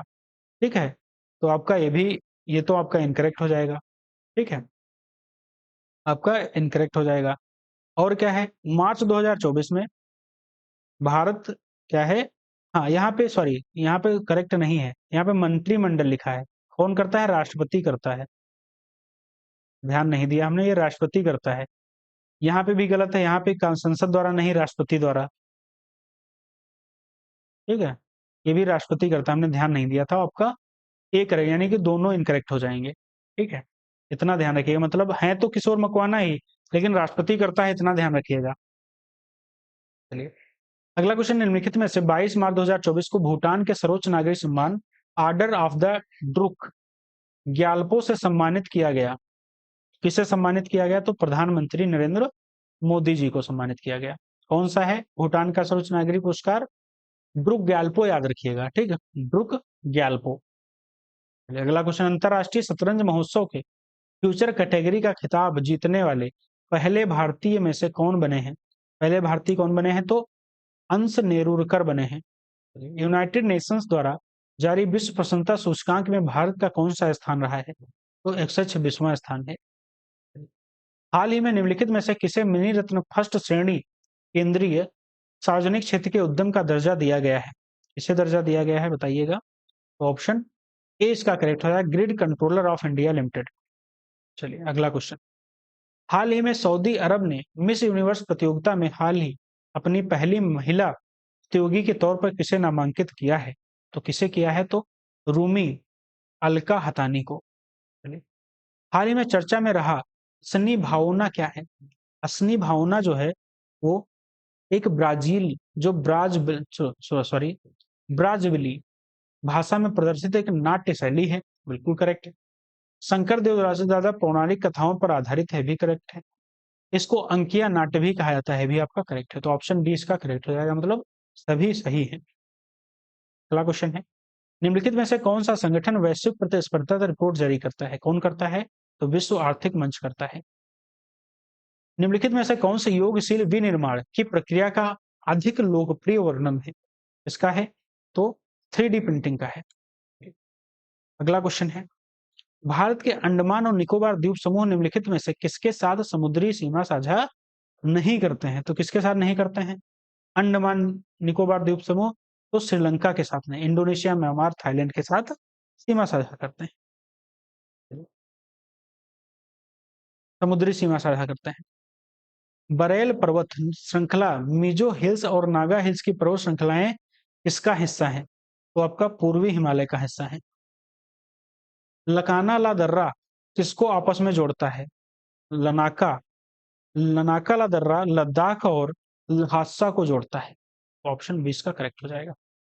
साल 2024 के US open grand slam tennis tournament के पुरुष एकल खिताब को किसने जीता? तो जैनिक सिनर ने जीता। Option B. चलिए अगला क्वेश्चन है, निम्नलिखित में से किस प्रधानमंत्री के कार्यकाल के दौरान लोकसभा की बैठक कभी नहीं हुई? कौन सा प्रधानमंत्री ऐसा रहा जिसके कार्यकाल में लोकसभा की बैठक नहीं हुई? तो चौधरी चरण सिंह। चौधरी चरण सिंह। मिनामाता कन्वेंशन को कुमामोटो जापान में अपनाया गया, इस संदर्भ में सत्य कौन सा कथन आपका करेक्ट नहीं है? इसमें ये 2001 को अपनाया गया, ये करेक्ट नहीं है। कब अपनाया गया? 2013 को। इस कन्वेंशन पारे की सीमा पर आवाजाही को नियंत्रित करता है, आवाजाही को नियंत्रित करता है। इसमें पारे के जो प्राकृतिक उत्सर्जन को शामिल नहीं किया गया है, ये भी आपका करेक्ट है। चलिए अगला क्वेश्चन है, बायोस्फीयर रिजर्व की अवधारणा को औपचारिक रूप से कब लॉन्च किया गया? तो 1976 में लॉन्च किया गया। अगला क्वेश्चन है, विश्व आर्थिक मंच द्वारा 2024 के यात्रा और पर्यटन विकास सूचकांक में भारत किस स्थान पे है? तो 39वें स्थान पे है, 39 नंबर। हाल ही में किस शहर का airport zero waste to landfill सम्मान प्राप्त करने वाला भारत का पहला एयरपोर्ट बना है? तो तिरुवनंतपुरम। तिरुवनंतपुरम। चलिए अगला क्वेश्चन है, हाल ही में प्रतिष्ठित साहित्य अकादमी फेलोशिप किसे दी गई? किसे दी गई? तो रस्किन बांड को दी गई। चलिए हाल ही में आयोजित ओलंपिक खेलों में कौन सा एक नया आधिकारिक खेल शामिल नहीं है? कौन सा आधिकारिक खेल शामिल नहीं है? तो ब्रेक डांस, ये शामिल नहीं है, ब्रेक डांस। हाल ही में किसे अलीगढ़ मुस्लिम विश्वविद्यालय की 100 से अधिक वर्षों में पहली महिला कुलपति के रूप में नियुक्त किया गया है? किसे किया गया है? तो ये हो जाएंगे आपकी डॉक्टर नाइमा खातून को। हाल ही में किस राज्य सरकार ने राष्ट्रीय शिक्षा नीति के तहत राज्य के सभी जिलों में एक प्रधानमंत्री उत्कृष्टता महाविद्यालय की स्थापना को मंजूरी दी है? इसे कहाँ दी है? तो ये राजस्थान, आपका मध्य प्रदेश, अच्छा सॉरी सॉरी सॉरी, एक मिनट। मध्य प्रदेश सरकार ने राष्ट्रीय शिक्षा नीति के तहत राज्य के 55 जिलों में प्रधानमंत्री उत्कृष्टता महाविद्यालय स्थापित करने की घोषणा की। तो ऑप्शन इसका बी करेक्ट हो जाएगा, मध्य प्रदेश। आते हैं रीजनिंग के क्वेश्चन है और मैथ के क्वेश्चन देखेंगे इसमें। तो पहला क्वेश्चन है एयरलाइन, ठीक है, इस कोट भाषा में लिखा गया है, तो रेलवे को किस में लिखा जाएगा? रेलवे को किस में लिखा जाएगा? तो इसके उल्टे क्रम में लिखा गया है और कोडित दाई से दाई की ओर संख्या मूल शब्द में उड़ने में कुल संख्या है, ठीक है, ये ध्यान रखिएगा। तब जितनी संख्या है वो आपकी लास्ट में दी गई है, 7 संख्याएं हैं। तो रेलवे शब्द को उल्टा कर दीजिए और रेलवे में कितने अक्षर हैं? तो रेलवे में देख लीजिए कितने, तो 4 और 3 7 अक्षर हैं। रेलवे को आप उल्टा करिए तो ऑप्शन इसका जो करेक्ट ऑप्शन होगा वो ए करेक्ट हो जाएगा। मतलब आर, वाई से स्टार्ट, YAWLIAR और 7 लास्ट में लिख दीजिए तो आपका ए करेक्ट हो जाएगा। अगला क्वेश्चन है, इसमें क्या है, एक कार सर्विस ना होने पर 40 किलोमीटर प्रति घंटा की गति चलती है और सर्विस करने पर 65 किलोमीटर प्रति घंटा की गति से चलती है। सर्विस करने के बाद कार 5 घंटे में एक निश्चित दूरी तय करती है। सर्विस ना किए जाने का कार को समान दूरी तय करने में कितना समय लगेगा? बहुत ईजी है। अब जब 65 इंटू 5 करोगे तो कितनी डिस्टेंस आ जाएगी? 325 किलोमीटर की डिस्टेंस आ गई, तो डिस्टेंस पता चल गई। अब 40 किलोमीटर से डिवाइड कर दो, आ जाएगा समय। तो 325 है, किलोमीटर है, समय निकालना है तो डिस्टेंस अपॉन टाइम होता है, तो टाइम आपका डिस्टेंस अपॉन स्पीड होती है, तो स्पीड आपका टाइम निकल आएगा। तो 40 किलोमीटर प्रति घंटा की स्पीड चल रही है, तो ऑप्शन जो आएगा वो आ जाएगा 8.125, जो अप्रॉक्स होगा वो 8 किलोमीटर घंटा के हिसाब 8 घंटा के हिसाब से होगा, ठीक है, 8 घंटा का समय लगेगा। चलिए अगला क्वेश्चन है, ये थोड़ा बड़ा क्वेश्चन है, इसको आप लगा लीजिएगा, इसका हम आंसर बता दे रहे हैं, इसका आंसर आपका ए हो जाएगा, ठीक है। यदि पिंक को इतनी गुट भाषा में लिखा जाता है तो रेड को क्या किस गुट भाषा में लिखा जाएगा? ठीक है, तो पी का स्थान 16वां होता है, आई का 9वां होता है, ऐसे ही सबके स्थान दिए गए। तो आर का स्थान कितना होता है बताइए? आर का होता है आपका 18। ई का कितना होता है? ई का होता है आपका ABCDE का 5 होता है। डी का होता है 4, तो 18 चौवन किसमें है? डी में है 18 चौवन। ऑप्शन बी करेक्ट हो जाएगा। अगला क्वेश्चन है, निम्नलिखित शब्दों में शब्दकोश के वर्णाक्रम के अनुसार व्यवस्थित करने पर कौन सा पहले आएगा? वर्ण के हिसाब से देख लेते हैं, तो CON सब में है, फिर VT है, VT है, तो कौन सा पहले आता है? ठीक है, कौन शब्द पहले आता है बताइए? ठीक है, तो पहले टी आता है, फिर टी आ जाएगा तो ये कट जाएगा और ये कट जाएगा, ये नहीं होगा। फिर आर है, फिर कौन सा है? ए है और इसमें ओ है, तो ए पहले आता है, तो ऑप्शन बी इसका करेक्ट हो जाएगा। चलिए अगला क्वेश्चन है, एक घड़ी 3:30 दिखा रही है। मिनट और घंटे की सुइयों के मध्य कितने अंश का कोण बनता है? कितने अंश का कोण बनेगा? अच्छा, मिनट की सुई प्रत्येक 60 मिनट में कितना कोण बनाती है? मिनट का जो सुई है वो कितना बनाती है कोण? तो 360 डिग्री का कोण बनाती है। 10 मिनट में वो कोण कितना बनेगा? 10 मिनट में बताइए। 10 मिनट में 6 डिग्री का कोण बनेगा। 6 डिग्री का बनेगा, 10 से डिवाइड कर दो। अब 10 मिनट में 6 डिग्री का बनेगा, तो इधर लगाते हैं 2.5 मिनट में। 2.5 मिनट में कितना होगा? कोण कितना बनेगा? 2.5 में कितना बनेगा? 10 मिनट में, सॉरी 10 मिनट नहीं, 1 मिनट।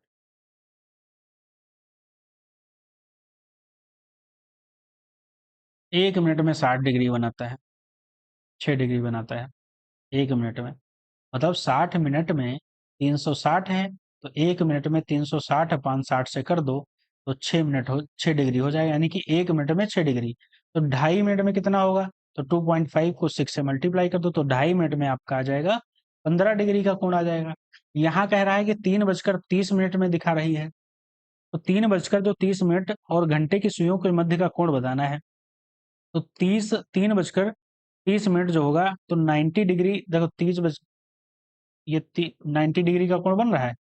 इसमें से 3:30 है तो 15 माइनस कर दो, 15 माइनस कर दो 75 आंसर आ जाएगा। 90 में से 15 माइनस कर दिया तो आंसर आ गया आपका 75। तो आंसर आपका आ गया 75 डिग्री। चलिए अगला क्वेश्चन है मिसिंग नंबर से है। चलिए बताइए इसमें मिसिंग क्या है। ठीक है, दिया गया है 132 28 20 71 79 और 10 19 13 और यहाँ पे बताना है क्वेश्चन मार्क की जगह पे क्या होगा। चलिए अब यहाँ पे करना है 130 इन 132 प्लस 28 इनको जोड़ दो, कितना आया 160। 20 से डिवाइड कर दो, कितना आया 8 आया। ठीक, यहाँ पे इसको करो, ये 80 होता है, 10 से डिवाइड कर दो, कितना आया 8 आया। इनको जोड़ो, इनको आप जोड़ेंगे तो आपका 32 आएगा। कर क्या रहे हैं, ठीक है 32 आया और डिवाइड करा जा रहा है। ठीक है, डिवाइड किया x से, आया क्या 8, यानी कि 32x इक्वल टू 8। तो 32 इन 32 इक्वल टू x इंटू 8 इधर आएगा तो 32 अपान 8 इक्वल टू x। डिवाइड कर दो 4, आंसर क्या आ जाएगा आपका बी, 4 आंसर आ जाएगा आपका। ठीक है, चलिए अगला क्वेश्चन है। एक व्यक्ति का मुंह उत्तर की ओर है, मुंह उत्तर की ओर है, वह दक्षिणावर्त घड़ी की सुइयों में दिशा में 45 डिग्री घूम जाता है। इसके बाद वामावर्त घड़ी में सुई विपरीत दिशा में घूमता है 90 डिग्री। उसका मुंह किस दिशा में होगा, तो उसका मुंह आपका दिशा होगा आपका उत्तर पश्चिम। ठीक है, ऐसे आपका होगा, पहले आप इधर पूर्व हो जाएगा इधर पश्चिम। ठीक है, पहले आप पहले इधर घूम रहा है दक्षिणावर्त में घूम रहा है, फिर उत्तरा, ऐसे आप बना के आंसर आपका आ जाएगा उत्तर से पश्चिम। निम्नलिखित में से कौन सा अगले स्थान पर आएगा, के एल एम एन ओ आएगा, तो ऑप्शन ए इसका करेक्ट हो जाएगा। बहुत ही जी। अगला क्वेश्चन है घन से है। ठीक है, एक घनाकृति 6 फलक भिन्न भिन्न रंग के हैं। लाल फलक विपरीत, काला फलक नीचे का सीमावर्ती समीपवर्ती फलक सफेद है और भूरा फलक नीले का समीपवर्ती है। लाल फलक नीचे की ओर है, भूरे फलक के ठीक विपरीत में कौन सा फलक होगा, कौन सा फलक होगा, तो सफेद होगा। हमारे 140 क्वेश्चन जो हैं सामान्य अध्ययन के जीएस के कंप्लीट हो जाते हैं। अब हमारा हिंदी के जो 60 क्वेश्चन है वो कवर करेंगे। चलिए चलते हैं अपने पहले क्वेश्चन हिंदी पे। हिंदी का पहला क्वेश्चन है शुद्ध वर्तनी वाले शब्द का चयन करना है। शुद्ध वर्तनी वाला जो चयन है वो श्रृंगार है शुद्ध वर्तनी। ठीक है, बाकी ये सभी गलत है। चलिए अशुद्ध वर्तनी वाले शब्द का चयन करना। अशुद्ध वर्तनी इसमें किसकी है, तो जागृत जो है शुद्ध है। ठीक है, जागृत शुद्ध कैसे लिखा जाता है, जागृत, जागृत आपका ऐसे लिखा जाता है। चलिए निम्नलिखित में से तत्भव शब्द कौन सा है, तत्भव इसमें बताना है कौन सा है। इसमें दूध जो है तत्भव है किसका, दूध का, दुग्ध। अगला क्वेश्चन है निम्न में से एक तत्भव शब्द है, इसमें कौन सा आपका तत्भव है, तो अटारी जो है, अटारी वो आपका तत्भव है, किसका, अट्टालिका का तत्भव होता है।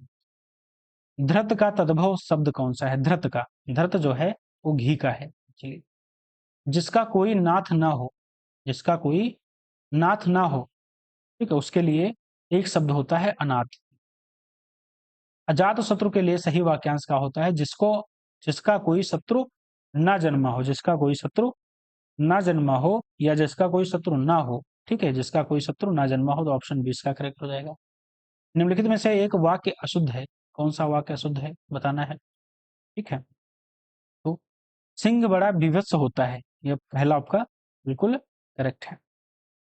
अगला क्वेश्चन है अशुद्ध है, सॉरी अशुद्ध है। ठीक है, विभत्स यहाँ पे यूज नहीं करेंगे। सिंह के लिए उपयुक्त विशेषण जो होता है भयानक या खतरनाक होता है। ठीक है, ये ध्यान रखिए, विशेषण संबंधी अशुद्धियां हैं यहाँ पे। अगला क्वेश्चन है शुद्ध वाक्य का चयन करना है। जंगल मोर अथवा मोरनी दिखाई जंगल में। ठीक है, तो ये आपका अशुद्ध है। शुद्ध आपका कौन सा हो गया, यह चमकती धातु है, ये आपका शुद्ध है बिल्कुल। शुद्ध वर्तनी वाले शब्द का चयन करना है। इसमें शुद्ध वर्तनी किसकी है, तो विहंगी जो है, विहंगी बिल्कुल सही इस्तेमाल है, विहंगी सही इस्तेमाल बता रहे हैं, शुद्ध वर्तनी है विहंगी का। सुरभि का पर्यायवाची क्या होता है, सुरभि, सुरभि किसका पर्यायवाची है, खुशबू का है। ठीक है, खुशबू का। चलिए हलाहल पर्यायवाची किसका नहीं है? जहर का होता है, ठीक है, जहर का होता है, धतूरा का होता है, संखिया का होता है, हलचल का नहीं होता। हलचल किसका होता है? शोर, शराबा, कोलाहल वगैरह इसका होता है। चलिए, अगला क्वेश्चन है, निम्नलिखित में से कौन सा शब्द विशेषण, कौन सा इसमें शब्द विशेषण है बताना है। तो आग, अगिन, ये सभी तो विशेषण नहीं है। बाकी ईमानदार जो है विशेषण है, मतलब ईमानदार आदमी, ठीक है, ईमानदार विशेषण है। निम्नलिखित युग्मों में से कौन सा गलत है? जो उच्च कुल में पैदा हुआ है, इसमें बताना है कौन सा गलत है। तो पहला आपका बिल्कुल सही है। जो दूसरों पर अत्याचार करे, अत्याचार, ये भी सही है। जिसकी उपमा ना की जा सके, अनुपम, ये भी सही है। जो व्यक्ति अपने ऋणों को चुकता करने में असमर्थ हो, वो गरीब है, ये गलत है, ठीक है, ये गलत है, ठीक है, उसे कहते हैं दिवालिया, ठीक है। चलिए, अगला क्वेश्चन है, घृणा का विलोम क्या है? घृणा का जो विलोम होगा आपका श्रद्धा होगा, श्रद्धा। दुर्बोध का विलोम क्या होगा? दुर्बोध का विलोम आपका सुबोध होगा। निम्नलिखित में से विलोम शब्दों में दृष्टि से एक शब्द सही है बताना है, कौन सा आपका करेक्ट है। तो समास का क्या होता है? व्यास। समास का विलोम व्यास होता है। सुवस का अपयस होता है, ज्ञान का अज्ञान होता है, समच्छ का जो होता है वो असमच्छ होगा या परोक्ष होगा। निम्नलिखित में से विलोम शब्दों की दृष्टि से एक युग्म गलत है, कौन सा युग्म गलत है? क्षणिक का दीर्घ नहीं होता है, क्षणिक का दीर्घ नहीं होता है, क्या होता है? शाश्वत होता है। अगला उसमें, पहलवान रोज 4 लीटर दूध पीता है, इस वाक्य में प्रयुक्त विशेषण कौन सा है? प्रयुक्त विशेषण जो है 4 लीटर, तो परिमाणवाचक विशेषण है। 4 लीटर यहाँ पे मतलब लीटर की बात कर रहे हैं, 4 लीटर यहाँ पे तो परिमाण की बात करी जा रही है, 4 लीटर, ठीक है, ये ध्यान रखिएगा। निम्नलिखित में से किस वाक्य में उत्तरावस्था, अरुण अच्छा लगता है, अच्छा लड़का है, तो यहाँ पे कौन सी अवस्था होगी? ठीक है, मूलावस्था हो जाएगी। राजीव सोहन से अच्छा है, तो यही आपकी उत्तरावस्था है, ऑप्शन 20 का करेक्ट हो जाएगा। 50 मन गेहूं में किस प्रकार का विशेषण प्राप्त हुआ है? 50 मन गेहूं में कौन सा विशेषण है? तो आपका अनिश्चित परिमाणवाचक विशेषण है। मुझे गेहूं बेचकर 2.5 गुना लाभ हुआ, इस वाक्य में 2.5 गुना, 2.5 गुना क्या है? तो आवृत्तिवाचक है। गुना, 3 गुना, 4 गुना, तो आवृत्तिवाचक है। निर्जीव विशेषण किस मूल शब्द से बना है? निर्जीव विशेषण जो बना है वो जीव से बना है, जीव। जीव में निर उपसर्ग जोड़ेंगे तो आपका बनेगा निर्जीव। आतंकित विशेषण में किस मूल शब्द से बना है? आतंकित बना है आतंक से। गेंद शब्द का पर्यायवाची कौन सा नहीं है? गेंद का कौन सा पर्यायवाची नहीं है? तो आपका गोला नहीं होगा गेंद का पर्यायवाची। गेंद का पर्यायवाची कंदुक, गेंदा, गेंदुक, विषयक, ये सभी होते हैं। निम्नलिखित में से तत्सम शब्द कौन सा है? ग्रह, ग्रह जो है तत्सम है। नाखून का तत्सम क्या है? नाखून का जो तत्सम होगा वो होगा नख। आमचूर का तत्सम क्या है? आमचूर का तत्सम है आपका आम्रचूर्ण। अम्लीय का तत्सम क्या है? अम्लीय का तत्सम है आपका अमृत। अंग प्रोच्छा का तत्भव रूप कौन सा है? अंग प्रोच्छा जो है अंगोच्छा को कहते हैं, ऑप्शन ए। कर्तव्य शब्द का तत्सम क्या है? कर्तव्य का क्या है? तो ऑप्शन कर्तव्य, तत्सम रूप। कदली, कदली किसका कदली का तत्भव रूप क्या है? कदली का जो तत्भव है केला का है। माला सबसे चतुर लड़के में से कौन सबसे, कौन सबसे शब्द कौन सा विशेषण है? सबसे शब्द कौन सा विशेषण है? तो उत्तम अवस्था, सबसे तो उत्तम अवस्था विशेषण है। अज्ञ निम्नलिखित में से किस वाक्य हेतु प्रयुक्त एकार्थी शब्द है? अज्ञ, अज्ञ जो है अर्थ होता है अज्ञानी, ना जानने वाला, मूर्ख, ठीक है। तो कुछ, जो कुछ नहीं जानता हो, तो ऑप्शन ए इसका करेक्ट हो जाएगा। जिसका दूसरे से संबंध ना हो, क्या होगा ऑप्शन? अनन्य, ठीक। बिना प्रयास के वाक्यांश के लिए क्या होगा? ऑप्शन ए अनायास। अपनी हत्या करने वाला, उसे क्या कहेंगे? आत्मघाती। शक्तिमान शब्द का विलोम क्या होगा? शक्तिमान का जो विलोम होगा वो शक्तिहीन होगा। शोक का शब्द का विलोम क्या होगा? शोक, शोक का जो विलोम होगा वो हर्ष होगा। अपयस, अपयस का जो निम्नलिखित में से किसका विलोम है? अपयस, अपयस का जो है एस का है। पराभव निम्नलिखित में से किसका विलोम है? पराभव का विभव होता है। कनक में कौन सा पर्यायवाची नहीं है? कनक का पर्यायवाची कौन सा नहीं है? तो टेसु नहीं है, बाकी धतूरा, सोना, आवाज कनक का पर्यायवाची। आब शब्द का पर्यायवाची कौन सा नहीं है? आब का पर्यायवाची नहीं है, दो आब। बाकी पानी, चमक, शोभा ये सभी आपका पर्यायवाची है। आंख का पर्यायवाची शब्द कौन सा? आंख। आंख का जो पर्यायवाची है वो भाग है। गीला, गीला कौन सा विशेषण है, संदर्भित करता है? गीला जो करता है वो गुणवाचक करता है। रोगी शब्द किस विशेषण को सूचित करता है? रोगी, तो गुणवाचक को करता है। काली गाय चर रही है। काली गाय चर रही, इसमें मूलावस्था है, मूलावस्था विशेषण है। काली शब्द विशेषण है जो गाय की विशेषता बता रहा है। ठीक है, तुलनात्मक देखा जाए तो मूलावस्था विशेषण देखा जाएगा, वैसे तो काली गाय गुणवाचक विशेषण है। छाया शब्द का पर्यायवाची क्या है? छाया। ठीक है, छाया जो है किसका पर्यायवाची है? तो परछाई का है।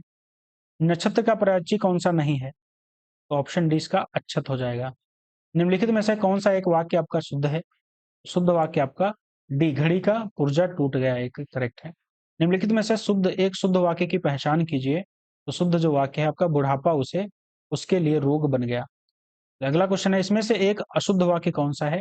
तो आपका मैं आपकी प्रतीक्षा ही कर रहा था, ये आपका अशुद्ध है। चलिए अगला क्वेश्चन है, बिरहणी शब्द का शुद्ध रूप क्या है? बिरहणी का शुद्ध रूप जो है ऑप्शन बिरहिणी होता है। ठीक है, बिरहिणी होता है। चलिए अगला क्वेश्चन है, अंतर्ध्यान शब्द का शुद्ध रूप क्या होगा? ऑप्शन बी इसका करेक्ट होगा, ऑप्शन बी। तिलांजलि शब्द का क्या होता है सही वर्तनी शुद्ध रूप क्या होगा? तो होता है तिलांजलि, तो ऑप्शन इसका ए करेक्ट हो जाएगा, तिलांजलि। जीवन देने वाली दवा, जीवन देने वाली जो दवा होती है उसका होता है प्राणदा। उपत्यका निम्नलिखित में से किस वाक्य के लिए प्रयुक्त किया जाता है? उपत्यका किसके लिए किया जाता है? तो तराई या घाटी के लिए, तराई या घाटी के लिए यूज किया जाता है। पर्वत की तलहटी जो है, पर्वत की तलहटी जो उसके लिए। व्युत्पन्नमति शब्द निम्नलिखित में से किस वाक्यांश के लिए प्रयोग किया जाता है? तो ऑप्शन इसका जो करेक्ट होगा आपका बी करेक्ट, जो तत्काल सोचकर उत्तर दे। मान शब्द हेतु पर्यायवाची क्या होगा? मान का, मान का जो होगा वो माप। माँ हेतु प्रयुक्त पर्यायवाची कौन सा नहीं है? माँ हेतु प्रयुक्त पर्यायवाची कौन सा इसमें नहीं हो जाएगा? सन्यासी नहीं है, बाकी जननी, धात्री, माता ये सभी माँ का पर्यायवाची है, तो ऑप्शन डी जो है इसका इनकरेक्ट हो जाएगा। चलिए तो ये टेस्ट सीरीज हमारी जीएस वर्ड की 200 क्वेश्चन की टेस्ट सीरीज हमारी कंप्लीट हो गई है। चलिए, और सबसे इसमें बेस्ट क्वेश्चन, जीएस में सबसे बेस्ट क्वेश्चन हमको देखने को मिलेंगे, और इस टेस्ट सीरीज की पीडीएफ हमारे टेलीग्राम चैनल एग्जाम अभ्यास से डाउनलोड करते हैं। Thank you so much. Video अच्छी लगी हो तो लाइक शेयर सब्सक्राइब अवश्य करिएगा। धन्यवाद।